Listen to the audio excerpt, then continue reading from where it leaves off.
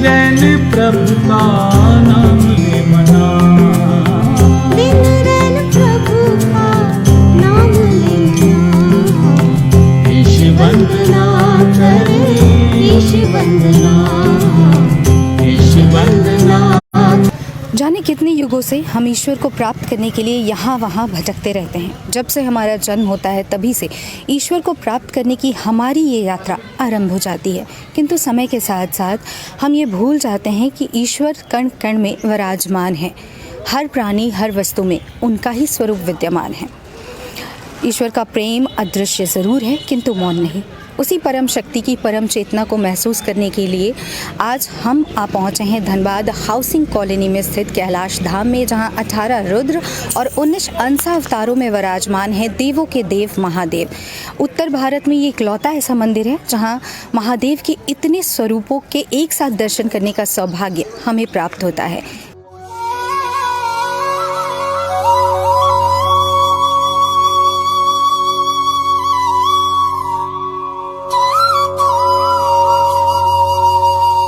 सत्यम शिवम सुंदरम, अर्थात ईश्वर सत्य हैं, सत्य ही शिव हैं और शिव ही सुंदर हैं। इस संसार में जो भी शुभ और सुंदर है वो सब ईश्वर की ही देन है, या यूँ कहें कि शिव की देन है। इस वक्त हम ईश वंदना की इस कड़ी में इस मंदिर के गर्भगृह में मौजूद हैं, जहां हमारे सामने साक्षात विराजमान है शिवलिंग रूप में भगवान भोलेनाथ, और उनके ठीक सामने विराजमान है नंदी महाराज, और बगल में त्रिशूल और डमरू विराजमान है, जो ये सूचक है कि ईश्वर साक्षात परम शक्ति जो है भोलेनाथ, वो साक्षात स्वरूप में इस मंदिर में विराजमान है। और जो भी सच्चे हृदय से इस मंदिर में अपनी मुरादें रखता है, उनके ईश्वर के श्री चरणों में वो सारी मुरादें जो हैं वो भगवान भोलेनाथ स्वीकार कर लेते हैं। अगर हम बात करें तो इस मंदिर में 18 भुजाओं वाली माँ दुर्गा का रूप भी विराजमान है। मंदिर के गर्भगृह में ही 18 भुजाओं वाले माँ दुर्गा का स्वरूप भी विद्यमान है। पूरे धनबाद में ये जो प्रतिमा है माँ दुर्गा की, वो पूरे धनबाद में और कहीं नहीं है सिवाय कैलाश धाम में। कैलाश धाम ही वो मंदिर है जहाँ 18 भुजाओं वाली माँ दुर्गा की प्रतिमा स्थापित है। उनके बगल में अगर हम बात करें तो त्रिमुख चतुर्भुज आदि गणेश जी की प्रतिमा जो है वो यहाँ शोभायमान हो रही है। उसके बाद अगर हम बात करें तो यहाँ पंचमुख और 10 भुज शिव, चतुर्भुज माँ पार्वती का स्वरूप भी विद्यमान है। भगवान शंकर का पंचमुखी और 10 भुजी स्वरूप पूरे उत्तर भारत में कहीं नहीं है। इकलौता कैलाश धाम ही एक ऐसा मंदिर है जहाँ भोलेनाथ पंचमुख और 10 भुजाओं के साथ विराजमान है, और उनके साथ ही सुशोभित हो रही हैं माँ पार्वती अपनी चतुर्भुज स्वरूप में।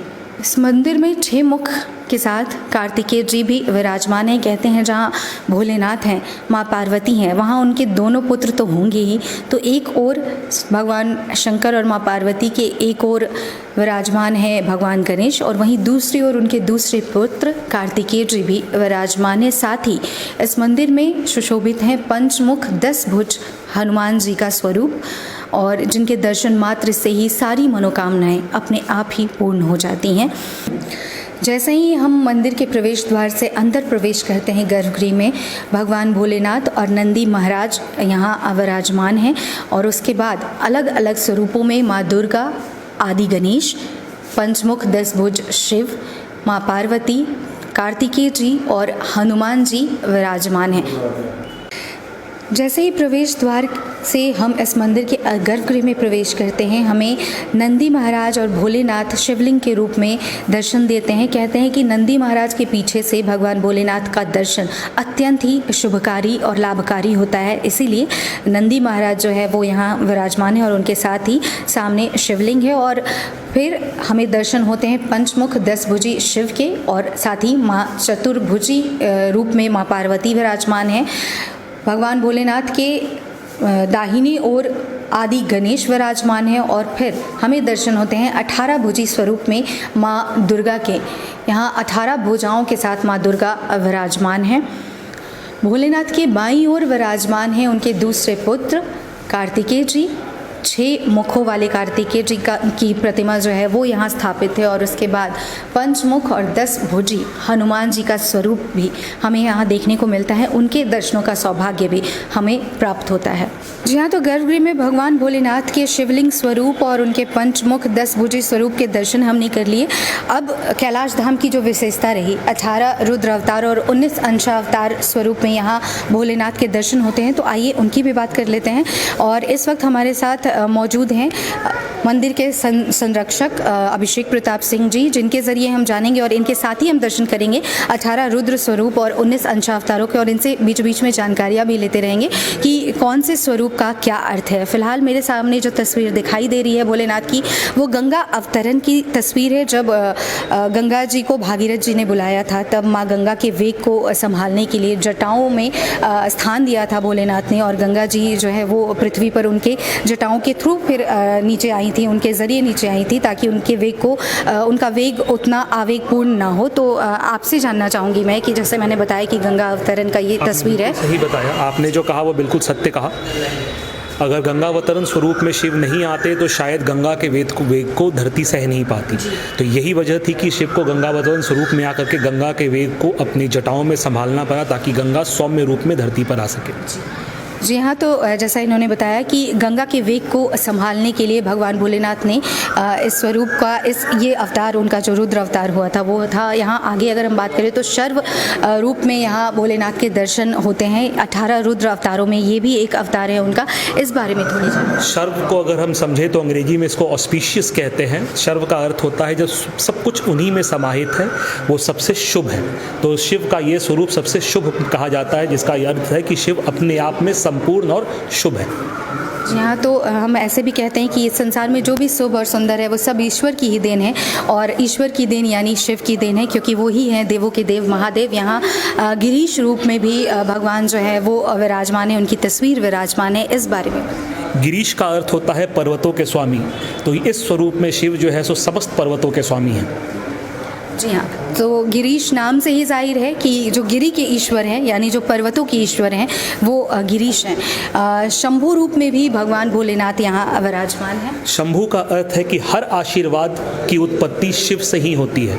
तो जितने भी आशीर्वाद कहीं भी फलीभूत होते हैं, चाहे वो मनुष्य दे या देव दे, तो हर उस आशीर्वाद का मूल कारण शिव ही है। शिव जो है सो शंभु इसीलिए कहे जाते हैं क्योंकि हर आशीर्वाद के देवता शिव ही।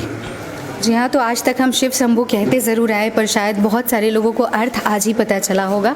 यहाँ पे पंचमुख और पंचमूर्ति शिव जो है वो यहाँ विराजमान है।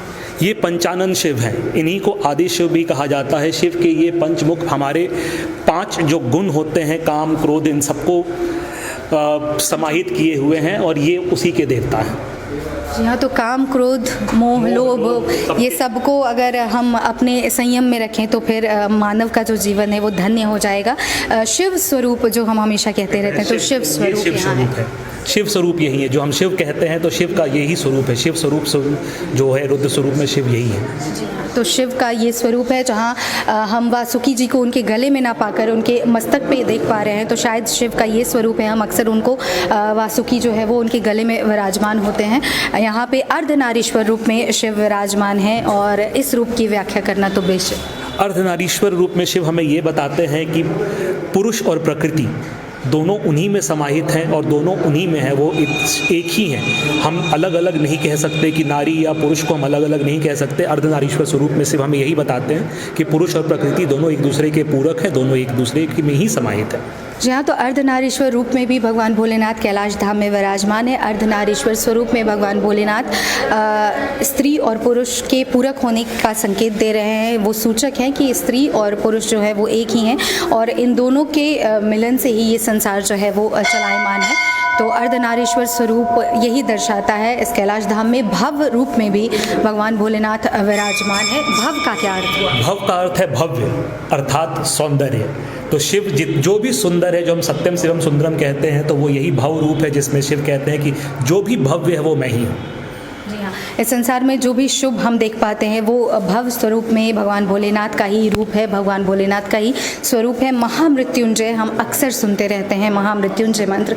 तो भगवान भोलेनाथ का महामृत्युंजय स्वरूप देखने का सौभाग्य जो है वो दर्शकों के साथ साथ आज मुझे भी हो रहा है। तो महामृत्युंजय का जो स्वरूप है वो इस प्रकार। हाँ, शिव को लोग महामृत्युंजय जाप करवाते हैं, सब करते हैं, पर शायद लोगों को पता नहीं कि महामृत्युंजय स्वरूप क्या है। तो ये अष्टभुजी स्वरूप जो है ये शिव का महामृत्युंजय स्वरूप है। महामृत्युंजय अर्थात जिन्होंने मृत्यु पर भी विजय प्राप्त कर ली है। तो यही वजह है कि शिव जो है सो अकाल है, काल से परे है।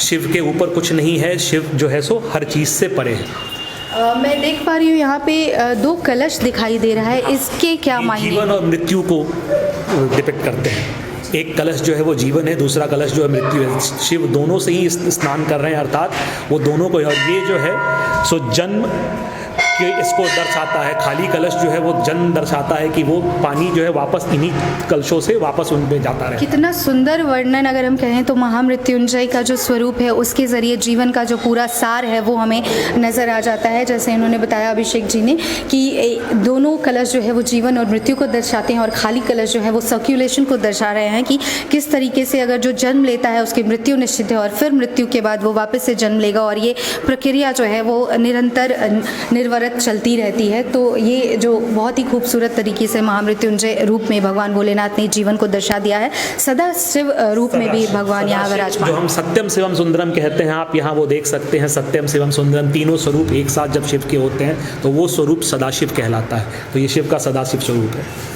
जी हाँ, तो सदाशिव स्वरूप जो अभिषेक जी ने बताया वो यहाँ है, यानी सत्यम शिवम सुंदरम, ये 3 रूपों में भगवान भोलेनाथ यहाँ विराजमान है।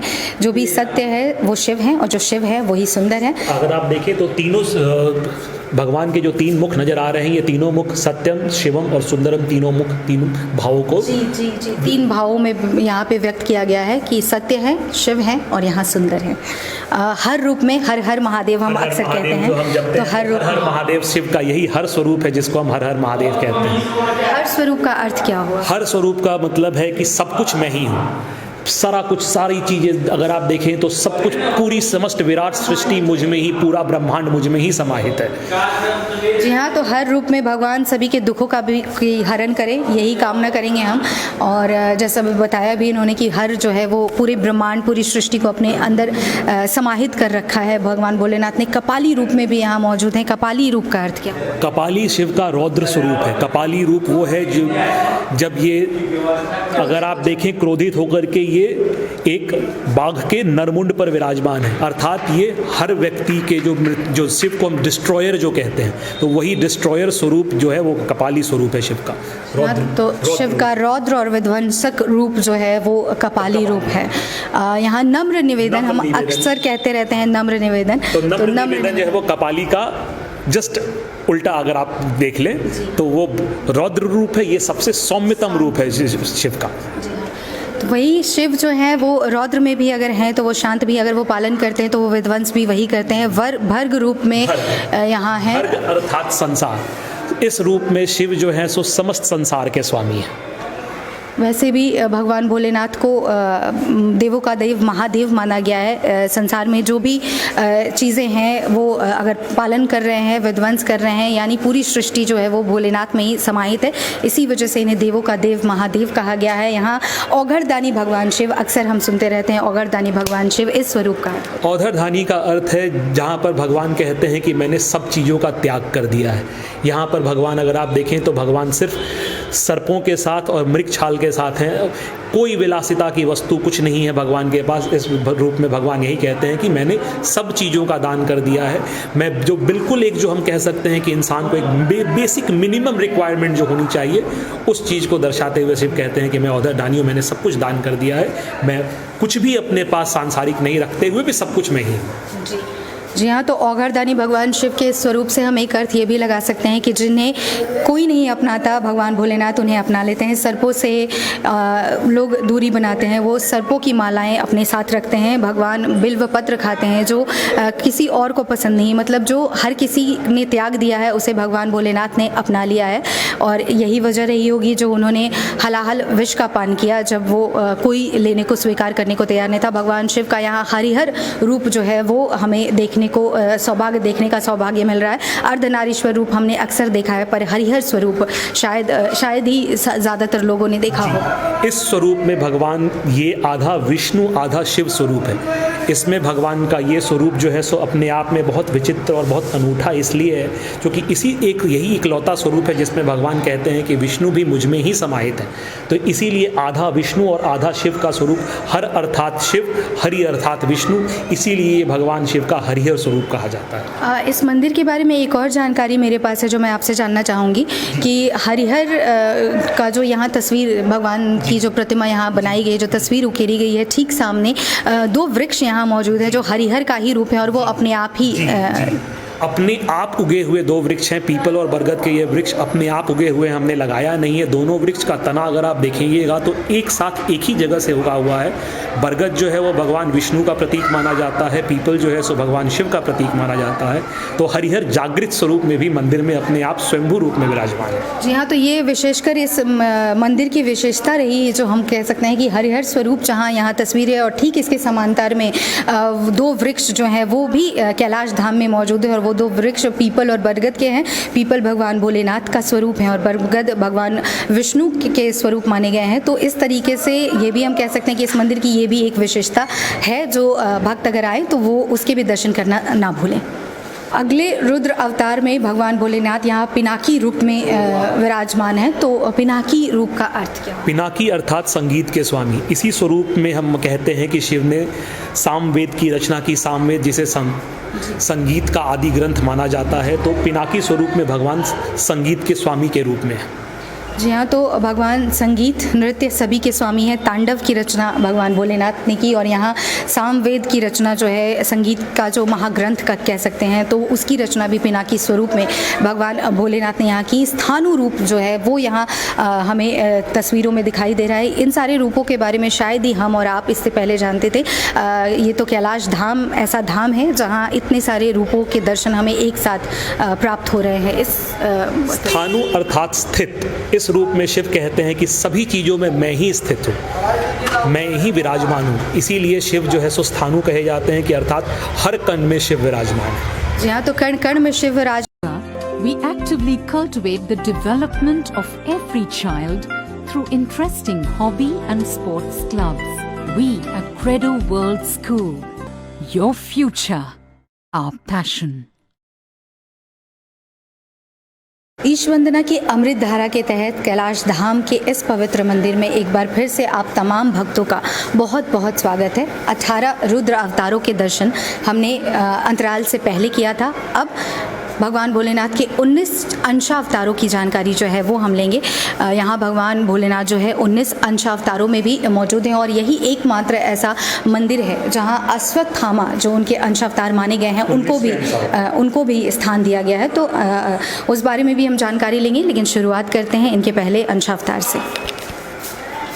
पिपलाद अवतार में भगवान भोलेनाथ ने अपने इस भक्त की मृत्यु से या यम से रक्षा की थी, इसीलिए इन्होंने ये अवतार लिया था। इसलिए इनके इस अवतार को पिपलाद अवतार कहते हैं। ऊपर अगर हम देखेंगे तो वीरभद्र जी विराजमान हैं। वीरभद्र अवतार के रूप में जब सती ने दक्ष के यज्ञ में अपनी आहुति दी थी तो शिव के जटाओं से वीरभद्र का अवतरण हुआ था और वीरभद्र के अवतार में शिव ने दक्ष के यज्ञ को तहस नहस किया था, विध्वंस किया था और दक्ष का वध किया था, उसके शीश को काटा था। ब्रह्मचारी अवतार में शिव ने पार्वती को दर्शन दिए थे जब पार्वती शिव जी को पाने के लिए तपस्या कर रही थी। तो पहला दर्शन जो शिव ने पार्वती जी को दिया था वो ब्रह्मचारी अवतार के रूप में ही दिया था। यहाँ शर्भावतार हम देख पा रहे हैं। हम नरसिंह भगवान का जो तो शर्भावतार के आप पंजों में भगवान नरसिंह को देखेंगे। जब भगवान नरसिंह का अवतरण हुआ था तो वो बहुत क्रोध में थे। हिरण्यकश्यप की हत्या के बाद भी उनका वो क्रोध शांत नहीं हुआ था, तो उनके उस क्रोध को शांत करने के लिए भगवान शंकर ने शर्भावतार लिया था और उस अवतार में वो नरसिंह भगवान को अपने पंजों में लेकर के आकाश में उड़ चले थे और तब जाकर के भगवान नरसिंह का क्रोध शांत हुआ था। तो शर्भावतार में मैं देख पा रही हूँ कि पंख भी हैं और मुख जो है वो उनका शिव के शेर के समान है और साथ में मृग का शरीर है भगवान का। हनुमान जी का अवतार जो है इनसे तो सभी वाकिफ़ हैं, सभी को पता है कि हनुमान जी जो है वो भोलेनाथ के अंश अवतार हैं, फिर भी इनकी जानकारी। हनुमान अवतार में तो आप सब जानते हैं कि भगवान राम के साथ आने के लिए शिव ने हनुमान अवतार लिया था, ताकि वो त्रेता में भगवान राम के साथ या विष्णु के अवतार के साथ उनके कार्यों में मदद कर सके। जी हाँ, श्री राम ने भी कहा था कि अगर हनुमान नहीं होते तो शायद हम रावण का वध नहीं कर पाते और माता सीता को वापस नहीं ला पाते। यक्षेश्वर अवतार की यक्षेश्वर अवतार के रूप में भगवान ने इंद्र का घमंड तोड़ा था। इंद्र एक बार शिवलोक जा रहे थे शिव के दर्शन करने के लिए, और बीच रास्ते में शिव ने उनको यक्षेश्वर के रूप में दर्शन दिए थे और उनके घमंड को चूर किया था। तो ये वही कथा है, लंबी कथा है, कभी जी विस्तार में हम जानेंगे। जी ज़रूर।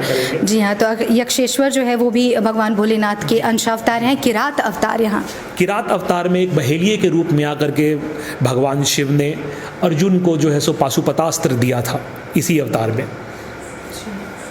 तो ये अस्त्र की कोई जानकारी? ये शिव का अस्त्र है, पाशुपतास्त्र शिव का, इसको सबसे विध्वस्तक अस्त्र माना जाता है हमारे हिंदू धर्म में। ये ब्रह्मास्त्र से भी ज़्यादा विध्वस्तक है। तो शिव जब ये वनवास में थे और कृष्ण के कहने पर जब ये तपस्या कर रहे थे, सारे दिव्यास्त्रों की प्राप्ति कर रहे थे अर्जुन, तो उसी दौरान एक हिरण का वध करने के लिए इन्होंने तीर चलाया था, और तब तक इन्होंने कहा कि हिरण को एक दूसरा तीर भी आकर के लगा हुआ है। तो वो उस बहेलिये ने कहा कि ये तीर तो मैंने मारा है, आपका तीर तो लगा नहीं। तो फिर उन्होंने कहा कि ऐसे तीर तो या तो भगवान शिव चला सकते हैं या भगवान कृष्ण चला सकते हैं, कृष्ण तो आप हैं नहीं, तो आप हैं कौन? तो इसी स्वरूप में उन्होंने अर्जुन को दर्शन दे करके पाशुपतास्त्र दिया था, इसलिए इसको किरात अवतार कहते हैं। किरात अर्थात आदिवासी या भील। किरात यानी आदिवासी या भील, बहेलिया के लिए ये अवतार। जी। अवधूत अवतार यहाँ पे है। अवधूत अवतार शिव का जो है ये इन्होंने ऋषियों के लिए लिया था। इस अवतार में शिव कहते हैं कि जो तपस्या है, जो ये है, वो सारी चीज़ें जो हैं सो इसी रूप में उन्होंने अपने, जो उनके सप्त ऋषियों को इसी रूप में उन्होंने सिखाई थी। गृहपति अवतार। जी, गृहपति अवतार ये उन्होंने माँ काली के लिए लिया था। जब माँ काली को बहुत क्रोध था तो उस वक्त इन्होंने ये बाल रूप में आकर के गृहपति अवतार लेकर के माँ काली का क्रोध शांत किया था, उनमें मात्सल्य की भावना जगाई थी। तो माँ काली को शांत करने के लिए एक माँ काली का दर्शन हम ये भी करते हैं जब भगवान उनके पैरों के तले लेटे होते हैं। हाँ, वो तो जब जो हम कहते हैं कि जब उनका जीव निकल गया, जी, शांत करने के लिए, और उसके बाद उनमें ममता को वापस से जागृत करने के लिए गृहपति अवतार, बालक रूप में उन्होंने गृहपति अवतार के रूप में जन्म लिया।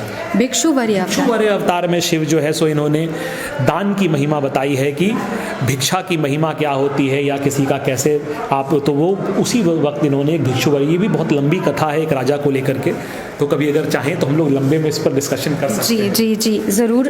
ये मंदिर में इतने सारे स्वरूपों के एक साथ दर्शन कर पाना अपने आप में सौभाग्य का एक प्रतीक है, सूचक है, जो शायद ही हम बाकी मंदिरों में तो इस तरीके के दर्शन दुर्लभ हैं। यहाँ ऋषि दुर्वासा को भी भगवान शिव का ही अंश, को भी शिव का अंश कहते हैं, तो ये ऋषि दुर्वासा ही जो है सो इसलिए ये ऋषि दुर्वासा का स्वरूप है। वृषभ अवतार में भी यहाँ, वृषभ अवतार में जो हम अगर आप देखें, वृषभ अवतार में आप जो पशुपतिनाथ जो है नेपाल में और हमारे यहाँ केदारनाथ है, तो वृषभ अवतार वो स्वरूप है जिसमें हम कहते हैं कि केदारनाथ में शिव का पीठ का हिस्सा है और पाशुपतिनाथ में उनका ये सर निकला हुआ है। तो इसी वृषभ स्वरूप में शिव धरती में समाये थे और आधा हिस्सा केदारनाथ और आधा हिस्सा पाशुपतिनाथ में निकला, तो ये वही अवतार है। कहते हैं कि वृषभ अवतार के जरिए भगवान ने विष्णु भगवान के पुत्रों का नाश किया था, वध किया था, जो दैत्य पुत्र थे उनके। भगवान भोलेनाथ यहाँ सुरेश्वर अवतार में भी विराजमान है, इस बारे में क्या जानते हैं? सुरेश्वर अवतार में भगवान शिव कहते हैं कि समस्त देवताओं का भी ईश्वर मैं हूँ, इसीलिए सुरेश्वर अवतार में शिव ने जो है सो वो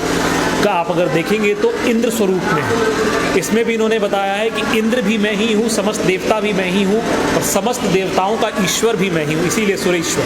जी हाँ, तो समस्त ईश्वर जो है वो भगवान शिव के ही रूप है, भगवान शिव के ही स्वरूप है, और इसलिए उन्होंने कहा कि इंद्र जो राजा हैं, अगर मैं औघड़दानी हूँ तो राजा भी मैं ही हूँ। भैरव अवतार, काल भैरव या भैरव अवतार, ये शिव का वो अवतार है जिसमें शिव जो है सो मृत्यु के भी देवता हैं।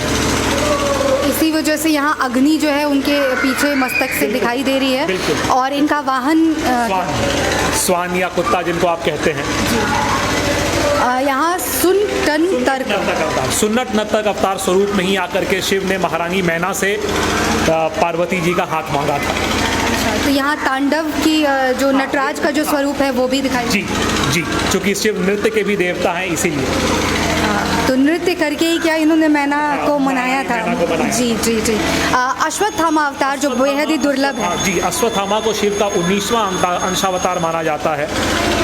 तो महाभारत के बाद अश्वत्थामा को चिरकाल तक जीवित रहने का श्राप मिला था और शायद ये हिंदुस्तान का इकलौता मंदिर है जहाँ पर अश्वत्थामा को मंदिर में स्थान दिया हुआ है। क्योंकि शिव के 19वें अंशावतार है, इसलिए सभी अंशावतारों के साथ उन्हें भी स्थान दिया हुआ है। जी हाँ, तो क्योंकि ये उनके 19 अंशावतार हैं इसलिए उन्हें भी यहाँ जगह दी गई है। यतिनाथ अवतार, यतिनाथ अवतार में शिव ने योग को जन्म दिया था। यही वो अवतार है जिसे योग का आदि गुरु कहा जाता है। इसी अवतार के रूप में शिव आदि गुरु योग के भी कहे जाते हैं। यानी योग जो है वो भी भगवान शिव के ही स्वरूप से आया है। कृष्ण दर्शन अवतार, बहुत ही सुंदर तस्वीर यहाँ हमारे कृष्ण सामने। दर्शन अवतार स्वरूप में भगवान शिव जो है, जब भगवान कृष्ण का जन्म हुआ था तो इसी स्वरूप में आकर के भगवान शिव ने भगवान कृष्ण के दर्शन किए थे। जी हाँ, तो भगवान कृष्ण के बाल स्वरूप के दर्शन करने के लिए भगवान शिव ने ये अवतार जो है साधु का अवतार नाम है कृष्ण दर्शन अवतार। जी। नंदी अवतार में भी है, यानी नंदी भी भगवान शिव के ही स्वरूप है। नंदी भी भगवान शिव के ही अंशावतार है। यहाँ तो भगवान शिव के साथ जो हम भगवान के वाहन के रूप में जिन्हें जानते हैं वो भी भगवान शिव के ही अंशावतार हैं। जी हाँ, तो 18 रुद्र और 19 अंशावतारों के दर्शन के बाद हमें दर्शन होते हैं कैलाश धाम में भगवान भोलेनाथ के अति दुर्लभ स्वरूप, विराट स्वरूप, जो भगवान शिव का विराट स्वरूप माना गया है, उस स्वरूप के दर्शन होते हैं। इस स्वरूप की क्या जानकारी क्या है? भगवान शिव का जो विराट स्वरूप है, इस स्वरूप को भगवान शिव ने सिर्फ एक बार दिखाया है। जब भगवान ब्रह्मा और विष्णु में श्रेष्ठता की लड़ाई हो रही थी, उस वक्त भगवान शिव ने अपना यह विराट स्वरूप दिखाया था। जैसे भगवान विष्णु के विश्व रूप हैं जो उन्होंने कई बार दिखाया है, ये उन्होंने सिर्फ एक बार दिखाया है, जिसमें अगर आप देखें तो उनके 25 सर हैं और बाकी सारे उनका सब, जिसमें उन्होंने दिखाया है कि समस्त जीव जो भी प्राणी हैं वो सबके सब मुझ में ही है, मैं ही हूँ। सारे देवता, सारे ईश्वर, सारे गण मूल जो भी हैं सब मैं ही हूँ।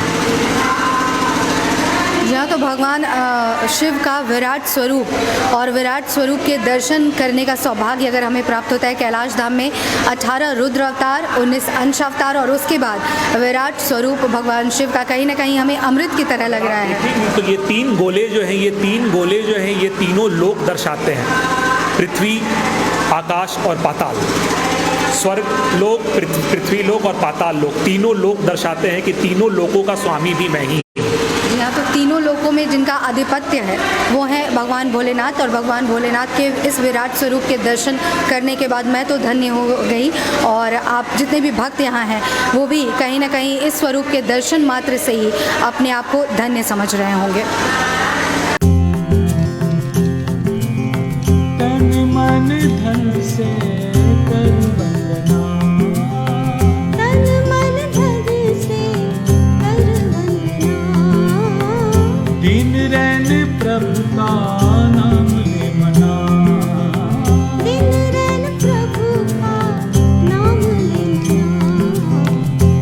इस वक्त हमारे साथ इस मंदिर की आधारशिला रखने वाले डॉक्टर कृष्ण प्रताप सिंह जी की धर्म पत्नी हमारे साथ मौजूद हैं। उनसे जानने की कोशिश करेंगे। मैम, सबसे पहले तो बहुत बहुत स्वागत है और आपसे जानना चाहूँगी कि इस मंदिर की आधारशिला जो रखी गई थी वो आपके पति के द्वारा रखी गई थी। किस सोच के साथ, किस भाव के साथ इस मंदिर का निर्माण किया गया? उनका एक विशाल सोच था कि इस मंदिर को बहुत भव्य बनाया जाएगा। इसके दाहिनी तरफ राधे कृष्ण का मूर्ति होगा, बाएं मंदिर होगा और बाएं तरफ माँ काली का मंदिर होगा, लेकिन शायद उनका सोच पूरा नहीं हो सका, वो सोच अधूरी रह गई। यहाँ पे फिर भी इस मंदिर का जो इस मंदिर में अगर हम अंदर जाते हैं और तस्वीरें जो दिखती हैं तो 18 रुद्र अवतार और 19 अंश अवतारों के दर्शन करने का सौभाग्य हमें प्राप्त होता है, जो पूरे उत्तर भारत में और कहीं देखने को नहीं मिलता। इस बारे में क्या कहना चाहिए?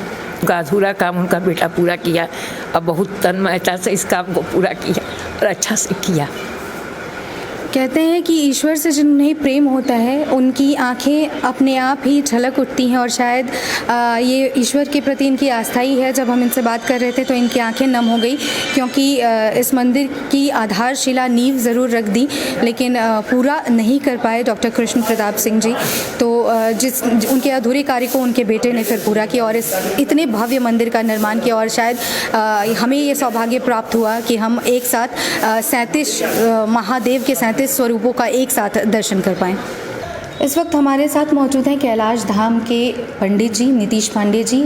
नीतीश जी, सबसे पहले तो मैं आपसे जानना चाहूँगी कि ये जो शिवलिंग यहाँ पे है वो कब और किस वर्ष जो है उसकी स्थापना हुई, और बाकी प्रतिमाओं की स्थापना किस वर्ष हुई?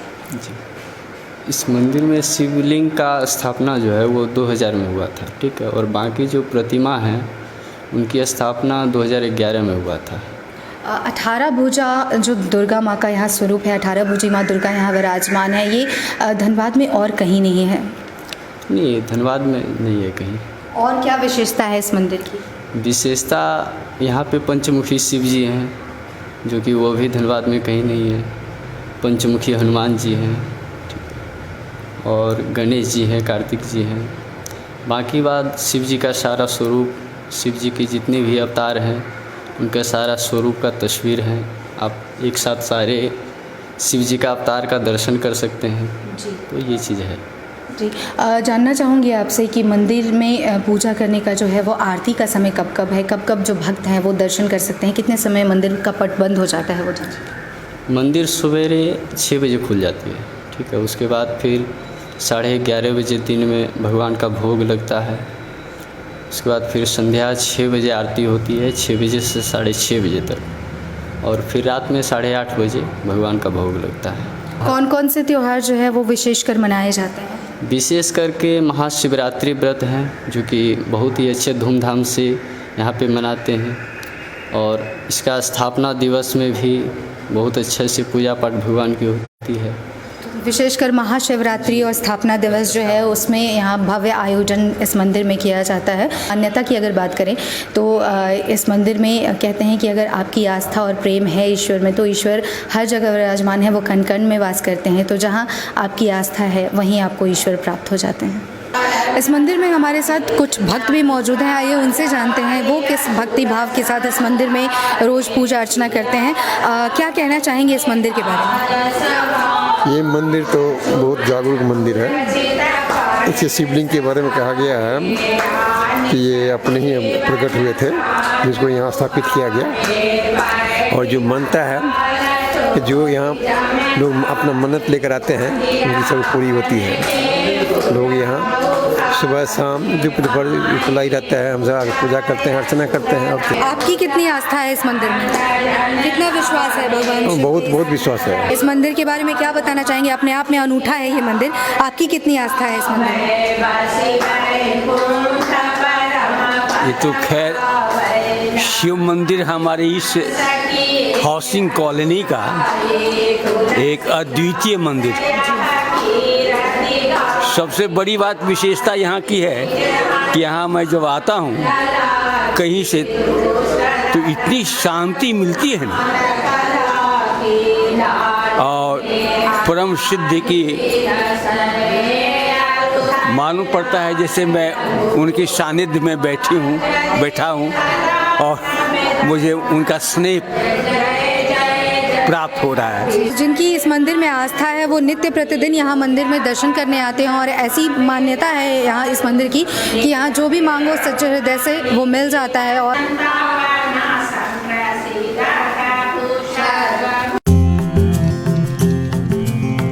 तन मन धन से कर वंदना, तन मन धन से कर वंदना, दिन रैन प्रभु का नाम ले मना।